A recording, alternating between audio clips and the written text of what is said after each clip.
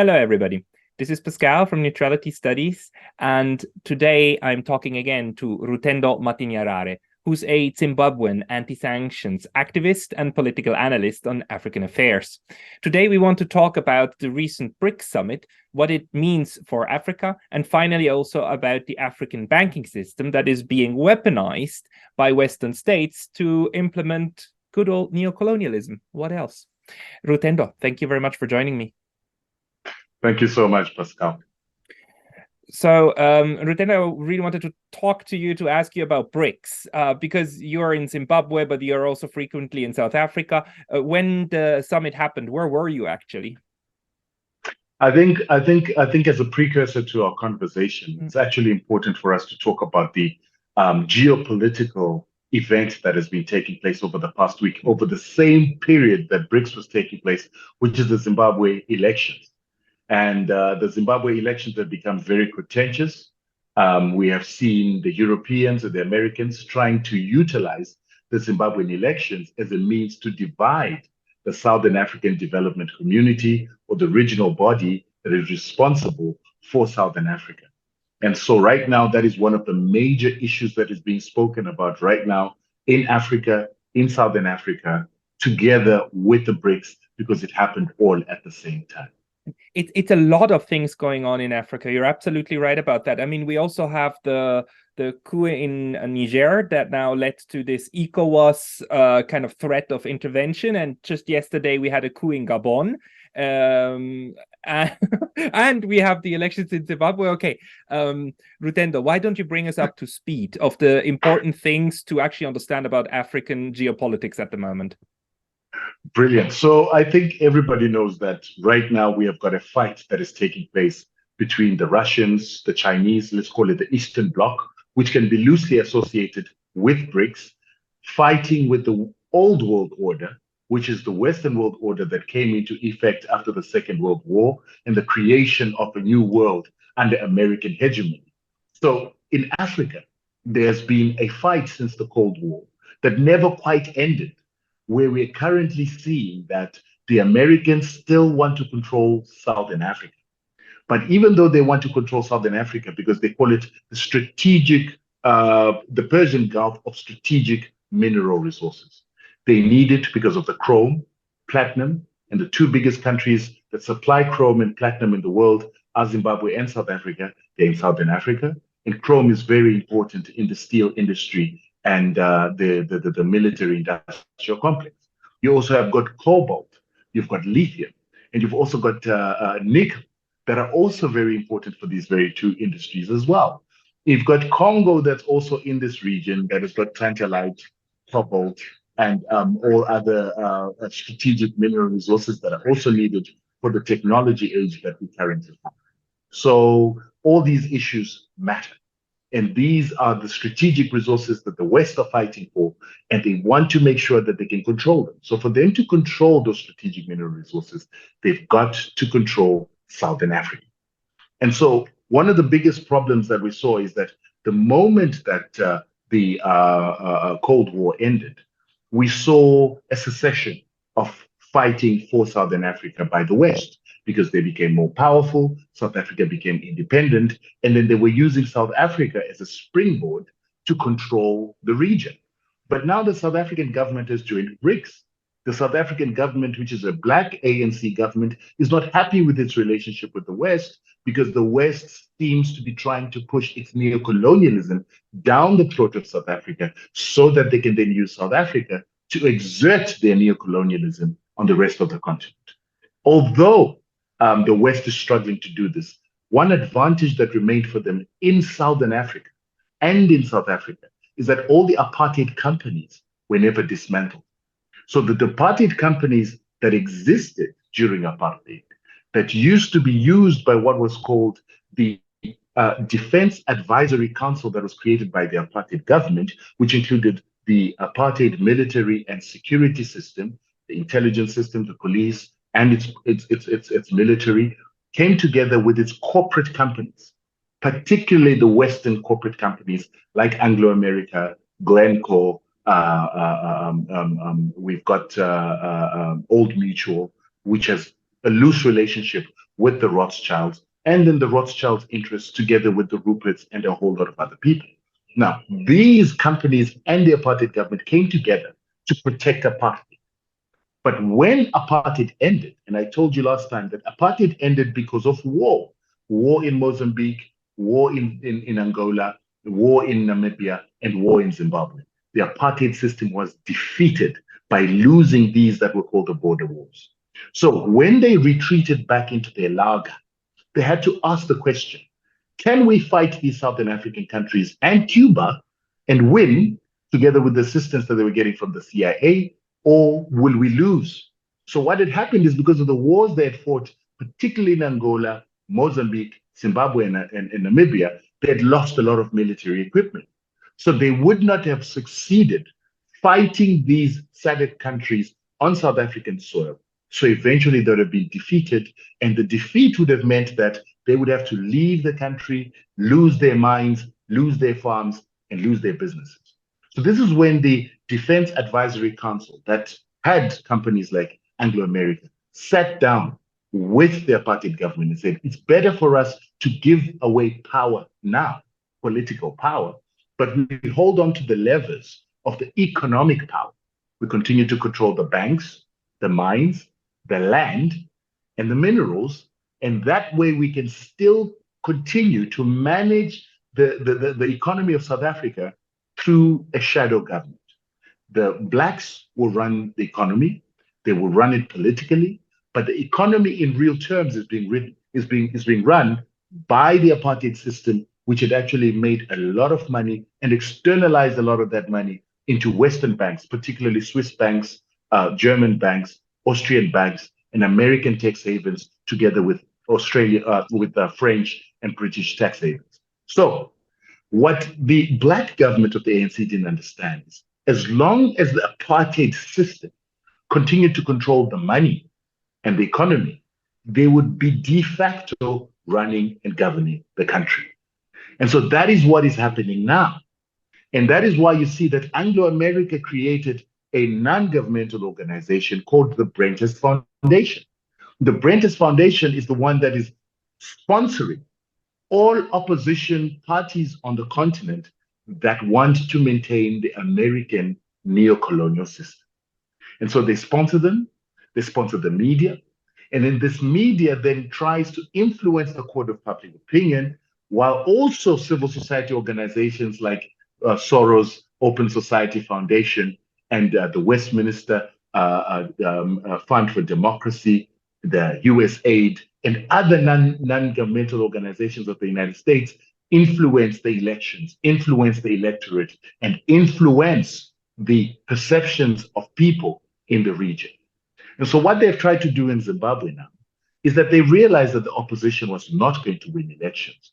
So what they did is they sponsored the new president of Zambia called 𝗦𝗁𝗂𝘂𝘁𝗄𝘁, and they made sure that he was funded by the Soros Foundation together with the Brentis Foundation to come into power in Zambia, and then to utilize his position as the Zambian president to influence SADC, where he is sitting as the head of the SADC organ that then allows him to pick the members who are going to lead the SADC Election Observer Mission.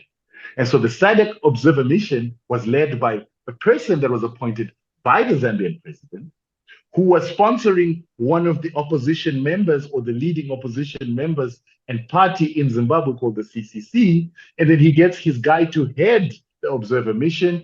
And the Observer Mission says that the elections in Zimbabwe had flaws, therefore putting doubt onto their fairness and their freedom. But right? But what we are... The winners of the elections, that's the previous government. I mean, the government that has been in power already, right? Correct. But remember that government was under sanctions for the past 23 years. Yes. And those sanctions, when they were imposed by the United States in 2001, the agenda of the sanctions was very clear according to the Zindera sanctions: Zimbabwe Democracy and Economic Reconstruction Act or Recovery Act. So what the United States said in that is that they were going to institute sanctions on Zimbabwe to assist the Zimbabwean people to achieve democratic change. But they never said they want to assist the Zimbabwean people to achieve democracy. They only wanted to help Zimbabweans achieve regime change, which is named democratic change. Now, if you understand that's not democracy, but it also tells you the objective of these sanctions. They were supposed to punish the Zimbabwean people collectively, disproportionately, and it was supposed to make them suffer, deny their government the ability to give them water, healthcare, education, food, clean water, and any other basic services that people need. And you have to put this in context that they would be denied this even though the country had been under 90 years of colonialism and slavery before that. So they were going to make sure that the people of Zimbabwe cannot function and they cannot develop until they vote for change. And we are saying that this 23 years of sanctions is equivalent to rigging elections in favor of the opposition. In fact, there's a study that was done by a professor from the New Jersey University. His name is 𝗏𝗏𝘂𝘁𝗂𝘁𝗍𝗶𝘏. And he wrote in 2018 a report that said that how elections affect incumbent governments. And in it, he began to talk about how it is that he proved statistically and through regression analysis that sanctions assist the opposition and they actually disadvantage the incumbent government. And then he gave an example as a case study of the fact that the MDC, which is now the CCC main opposition in Zimbabwe, was assisted since 2001 to win elections in Zimbabwe through sanctions. So now it's scientifically proven in a research that has been peer-reviewed and published that the opposition in Zimbabwe has benefited from elections. In fact, one of its leaders, who became the deputy president of Zimbabwe in a unity government in 2008, that was forced after there was a runoff election, actually admitted at the World Economic Forum that he was a beneficiary of the sanctions. The sanctions had been put to assist him, and now he was asking the West in 2013 to remove the sanctions because he had gotten into power.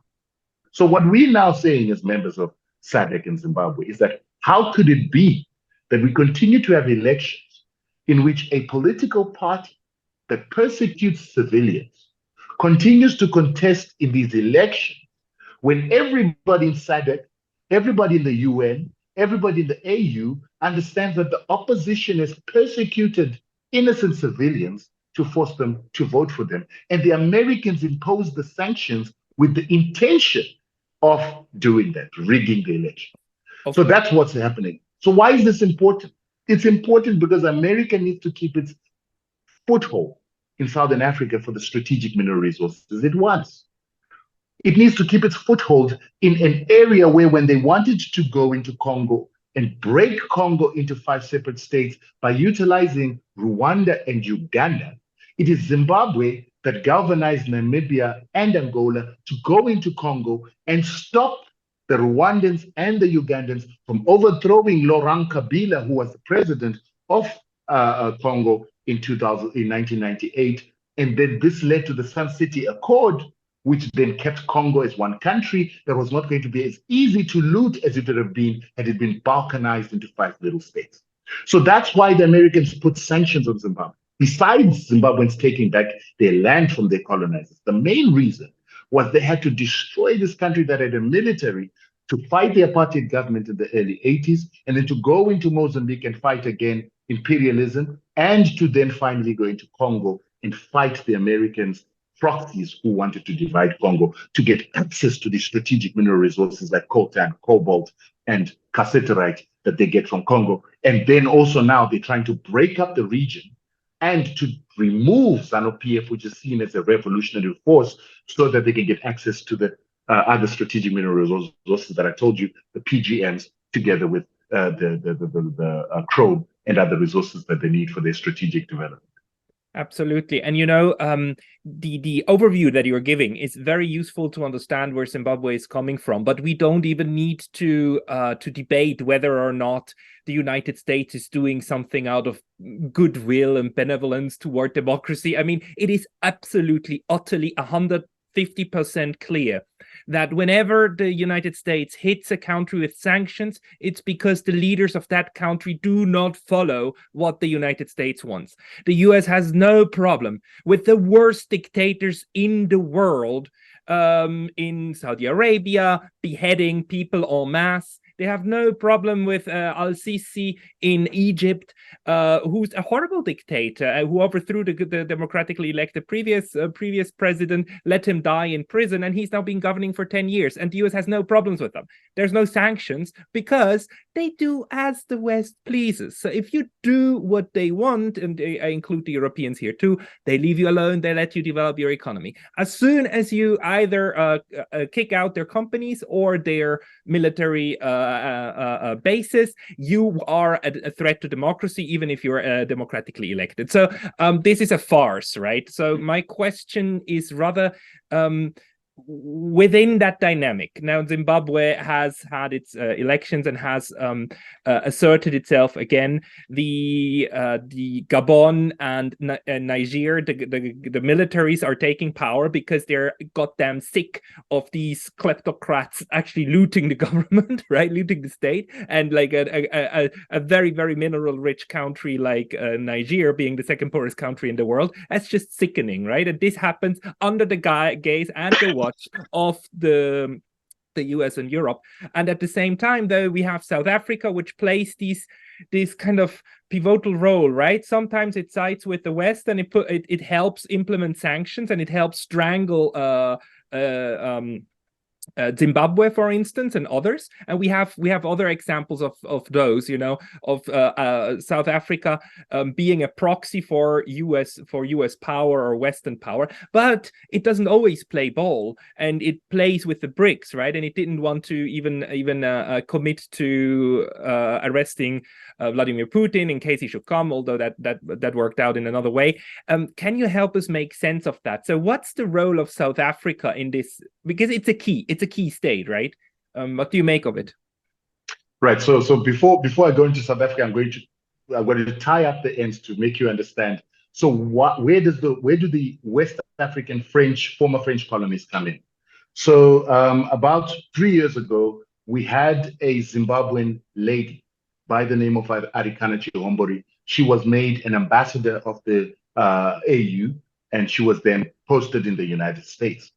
And while she was in this role as an ambassador of the African Union, she began to speak from the platform of the African Union about the continuation of colonialism pact that France had made the West African former French colonies sign.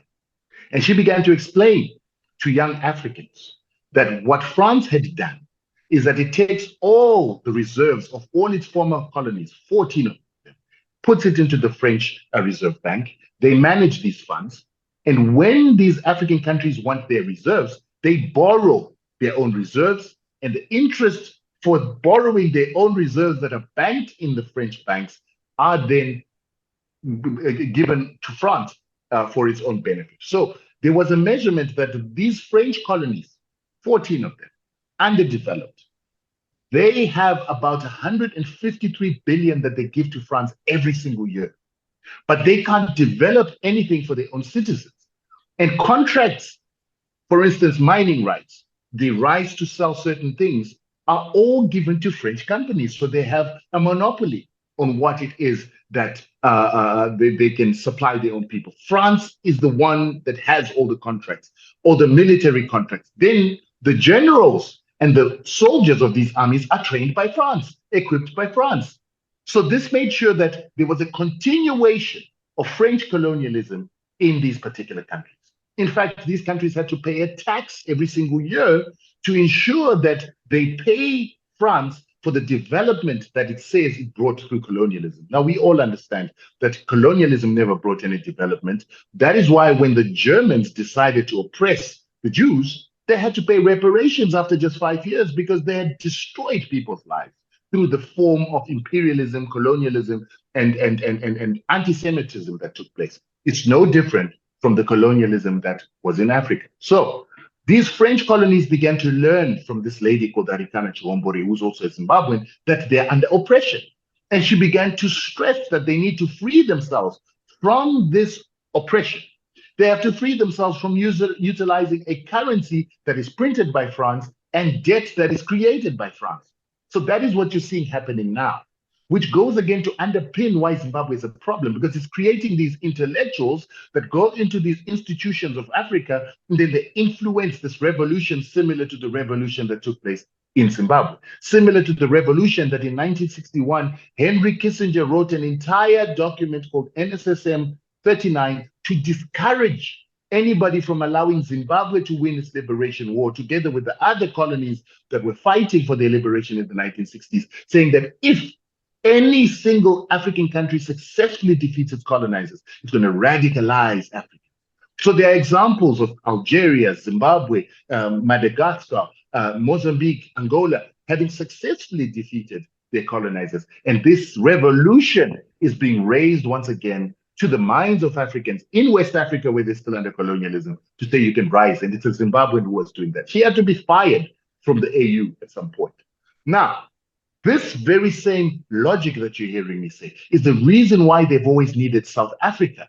And it's particularly its apartheid companies to usurp the political authority of the South African government to continue undertaking imperialism and to continue to destroy companies made and rising in these independent African countries, so that white domination, Western domination, and European domination continues. So that's why you see that South African banks are the ones that have grown because of the crime against the humanity called apartheid. They were allowed to keep the unjust proceeds from that, unlike in Germany, where we saw a lot of the German companies that benefited from the Holocaust getting broken up and paying reparations. In South Africa, the apartheid government is still alive because their companies were never dismantled. And the ANC made a mistake of not dismantling these companies. And the mistake was made because some members of the ANC were given shares in these criminal organizations. And these criminal organizations, the biggest of them all, is Anglo America, which controlled and still controls almost 60% of the South African economy. And it is this Anglo America, which has shares in the banks, together with the Rupert Empire that has shares in the banks, that then utilize their banks to give loans on the African continent with the same terms and conditions that are given by the IMF and Bretton Woods institutions. Because when you look into the shareholding of the South African banks, you will see that they are majority owned by American institutions like BlackRock, Vanguard, State Street, and what is the other one? There is another one I'm forgetting, Vanguard, State Street, and Fidelity. And you also see that there's Norges Bank. You will see Norges Bank there, and you see Dimension Capital. And then these companies have cross-shareholding in all the other shareholders in these banks. So it's an American and a West, I'd like to call it a North Atlantic alliance of collusion and combines that are invested in the South African economy, that see the South African economy being controlled by Western capital.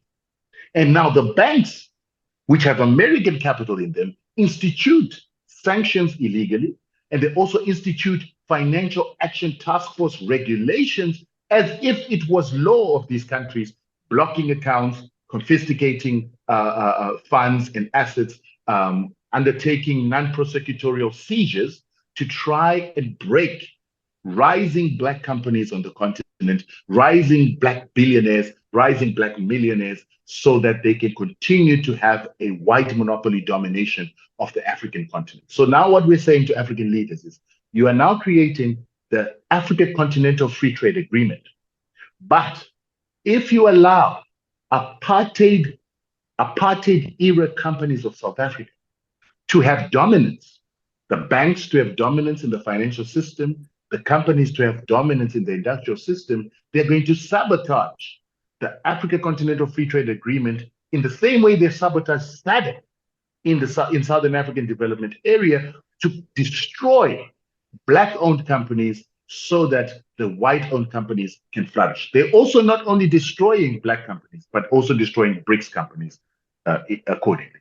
But so, I mean, and within what you're explaining here, South Africa takes this linchpin position of being able to push this to other countries, right? But are you alleging that there is cooperation or collaboration between the ANC government and, you know, the Black leadership of the South Africa with this system, or is this more of a leftover of this neo-colonial period that's still in place, and that the ANC, that the current leadership wouldn't dare to touch? Which one is it? It's a matter of the fact that the ANC is a very it's not a homogeneous organization. There are too many players within the system that are compromised. So we've got former apartheid spies within the ANC. You've got apartheid activists who were pro-apartheid in the ANC. Then you've got those that were fighting the apartheid system. And so you have got a fight within the ANC where those that were part of the apartheid system, and then the neoliberals that were educated in neoliberalism, were given shares in some of these apartheid companies. And so then they support the continued existence of the apartheid system, which is growing so much that it now wants to re-emerge in next year's election to take over power once again through the DA, or the Democratic Alliance, and their little proxy white-black parties that want to reinstitute apartheid under what is going to be called democratic apartheid. But then you've got the left-leaning people within the ANC who want to break up the system. But they then have a hard time of breaking up the system because the media, which continues to be an apartheid media, because the South Africans made a mistake of not breaking up the apartheid propaganda machinery as what was done in Germany.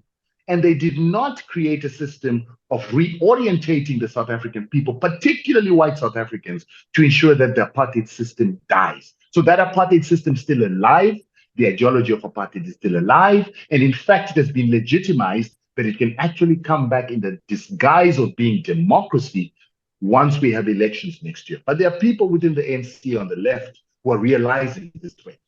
There are people within the ANC that are seeing members of the ANC, businessmen aligned to the ANC, particularly black ones, who are being punished, having their accounts blocked, having their monies confiscated, being put into courts for nothing, and the judiciary playing a role of actually reinstituting injustice through the courts and through judicial decisions. They're beginning to ask questions, and they're beginning to fight. Hence, they're the ones that have now pushed the ANC to go for BRICS. And BRICS is talking about stopping the use of the US dollar, creating a neutral currency that is going to be BRICS controlled, because they're trying to break this monopoly, right?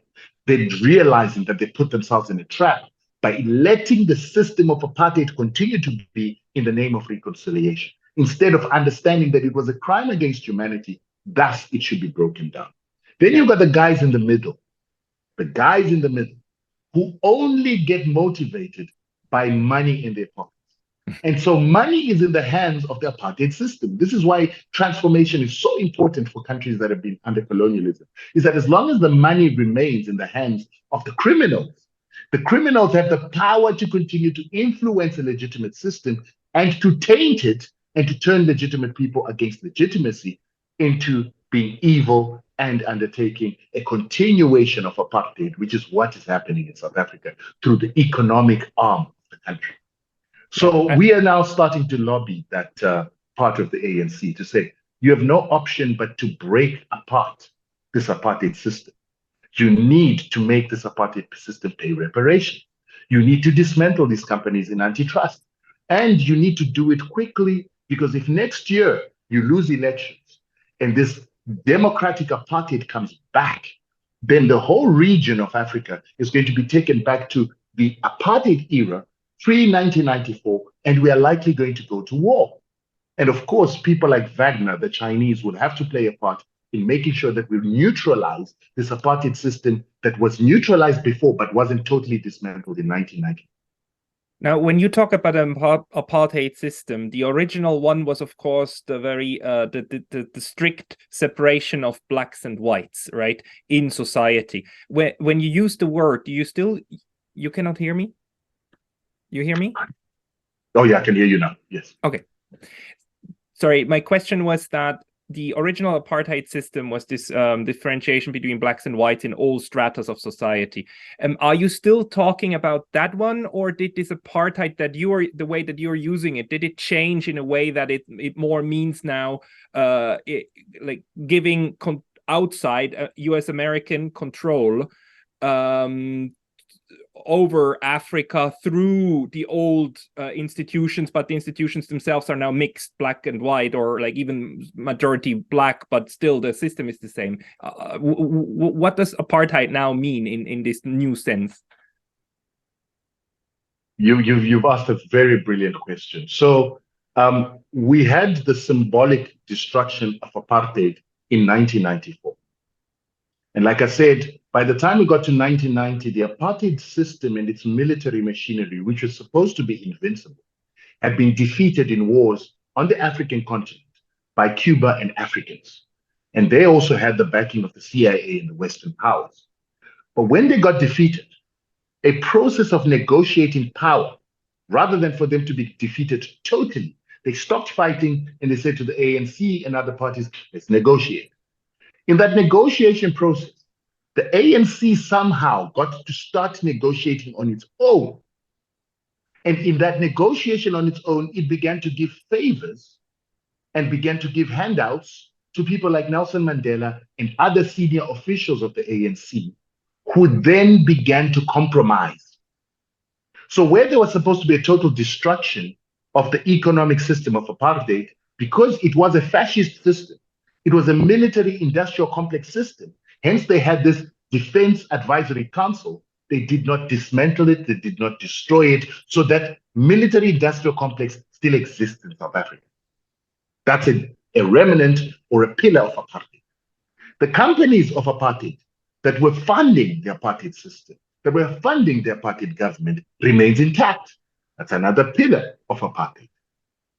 The government of the apartheid system and the perpetrators of apartheid, the people who are similar to the Nazis of Germany, unlike the Nazis of Germany who got tried and hung, these people all are still alive, and those who died have died because of illness and old age, but the system is still alive. It's gone underground, and it's infiltrated itself into the political opposition and also infiltrated itself into a shadow government system that is underpinned by the economic might of this apartheid system. So the only thing that Black people have is symbolic independence. The symbolic independence where they can go and vote, but the voting itself can never be what the people want because they're influenced by an apartheid media. The way they think, what they see, how they believe, and how they interpret what is important for them is determined by an apartheid media that continues to keep them in their position of being slaves. I'll let you ask the question you wanted to. Yeah, and what you're alluding to now is that the current apartheid that's still in place is not so much defined anymore by the race question, but more by the class and power control question and keeping power over the African continent, right? And I think it's quite important also to realize that one of the main goals of the US and the West is to make sure that Africa never becomes an industrialized continent and starts using its own minerals. The West has been using ever since 45, since they started phasing out direct control through the old way of colonialism, making sure that Africa doesn't use its own resources and has to export them. And there's several mechanisms there. And what you're saying is that the old apartheid mechanism is still very much in place and it's very powerful and it goes beyond South Africa. So Zimbabwe is suffering from it. And let me make a correction. It is still very racial. The only difference is there's no longer posters that say Black people are not allowed in this restaurant. Black people are not allowed in this place. Black people are not allowed to buy houses or live in these suburbs. But because 93% of the economy of South Africa is still in white hands. In fact, Black people have lost ownership of the economy more now under the democracy because the white people become richer and the Black people become poorer. So what this does is that even though there's no poster saying a Black person cannot go to a certain place, a Black person will find themselves unable to go to certain suburbs because they can't afford to be there. They don't have the money to be there. Secondly, the only position these black people occupy is the position of slave, low-paid slave wage earners who live in townships and can only afford to be in certain areas when they are working or slaving for the white people.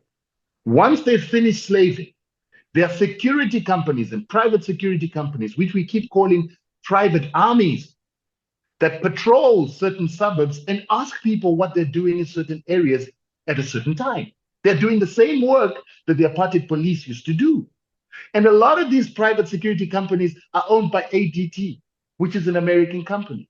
They're owned by Fidelity, an American company. They're owned by G4S, which is a British private military company.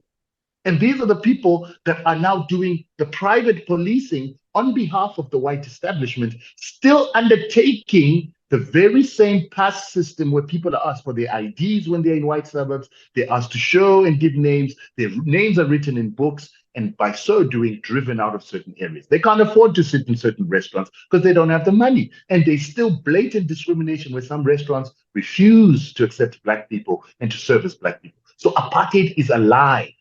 And it's getting stronger. It's become more powerful. And with the neo-colonialism that was defined by Kwame Nkrumah, the government of black people has been put to reign over a country where they rely on loans and taxes that come from the very same apartheid system that can decide to deny them loans. So like now, they're denying the South African government loans for their parastatals, for their electricity supplier, Eskom, and now that Eskom can't deliver electricity to its people. And the reason that is happening is that the very same white apartheid companies that have become the givers of aid to Black South Africa did not pay reparations in the trillions of dollars that had they paid that reparations, the South African government would not be dependent on the banks and the financial system to lend them money to keep a functional country and to provide basic services for their people. So they are being put under sanctions by their own banks. They're being put under sanctions by the Rothschilds. They're being put under sanctions by the financial system, which is controlled by the global order that never paid reparations and restitution.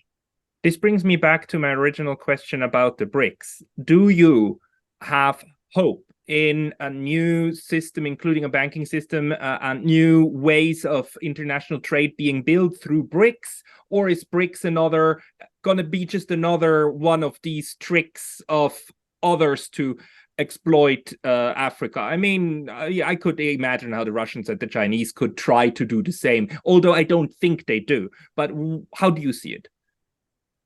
It's a very good question, and only time will tell.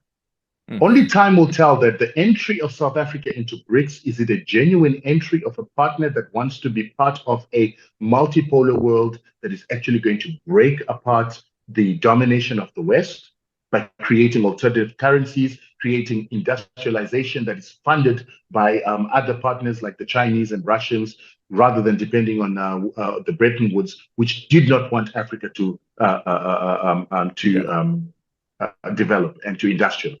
So we'll only see over time, because if South Africa has been put in by the Americans to become a Trojan horse in BRICS so that they can sabotage it along the way and bring Africa's control back to Europeans or keep it in the hands of Europeans, then BRICS will fail. But if the ANC is right, so if the ANC's neoliberals are the ones in control of ANC policy of being inside BRICS, then they are going to sabotage BRICS, because some of the neoliberals work for the Rothschilds, people like 𝗏𝗏𝘂𝘁𝘂𝘁𝘍, people like his wife, Maria Ramos. They're part of the Rothschild cabal. So if they're controlling the strategy and the policy of going into BRICS, then there are very big chances that BRICS is going to be sabotaged. But if it is the left side of the ANC that has pushed the policy of the ANC going into BRICS with a left-sided or left-leaning agenda, then definitely BRICS is going to work, assuming that all the other partners, the Brazilians and the Indians, are also not driving a Western agenda. And if South Africa is the only one that could drive the Western agenda, then if South Africa goes in there with a left-leaning agenda that seeks to make this world more equitable, then it's going to be a success. Yeah, and the dynamic will change a little bit because we have two new African countries that are going to join the BRICS, Egypt and Ethiopia. And those two are also interesting because they do have some beef with each other over the Nile, right? But there is going to be more Africa in the BRICS from now on. Do you have any idea or any clue on why it is that these two states were admitted? That is very interesting. And we've been asking the question whether due diligence was done to ensure that who is going to enter is going to be someone that deserves to enter and has the same objectives as BRICS to break up the unipolar system and have a multipolar system. So we're not yet sure. What we know is Ethiopia is not good friends with the West. So we immediately look at them as a positive development. Mm-hmm. Egypt is a bit difficult because the current leader that is there came in after the Arab Spring that was instituted by the West and instituted by NATO.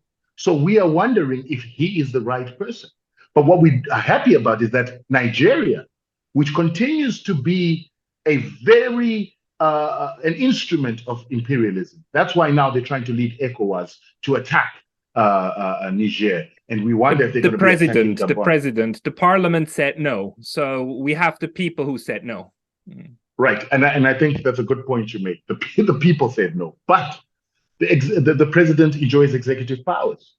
The president continued to mobilize Nigerian troops, and I understand that Nigerian troops are on standby. And Nigeria, it's not the first time that Nigeria plays this role. So remember when Africa got independence, people like Kwame Nkrumah, people like Abdel Nasser wanted Africa to unite and form a United States of Africa. It was the Nigerians who led the Monrovia group to make sure that that didn't come to pass. When Nigeria created the African Development Bank with a few other African countries that include Egypt and so forth, it was Nigeria that allowed the invitation of the French and the Americans and the Japanese and NATO into this African Development Bank to ensure that the African Development Bank became another Bretton Woods institution or a Paris Club type of lender that is not of benefit to Africa. So we're happy that they're not allowed, they haven't applied, and we hope that when they do apply, they're not going to be allowed to enter into BRICS until they fix, because the Nigerian disease for a very long time has been a love of money over principle. It's within the people, it's within their government, it's within government officials, that's why Nigeria has got the richest people on the African continent, billionaires, who continue to advance individual interests, including people like 𝗔𝗯liche putting his money in Europe rather than investing his money at home enough to alleviate Nigeria from being a poverty-stricken country. There's no reason why Nigeria is not better than South Africa, bigger than South Africa, more successful, because it's a rich country with very rich people. The richest Africans in the world are not musicians or bankers in America. It's Nigerians. Their richest man is over $15 billion US. He's richer than the Oppenheimers in South Africa. So Nigeria could actually have the influence that South Africa has if its citizens were more dedicated to a race cause, a continental cause, and the cause of the Nigerian nationality. I think you've been making a lot of very good points, and this was a very good update. So thank you very much, Rutendo, for a comprehensive overview. Thank you so much.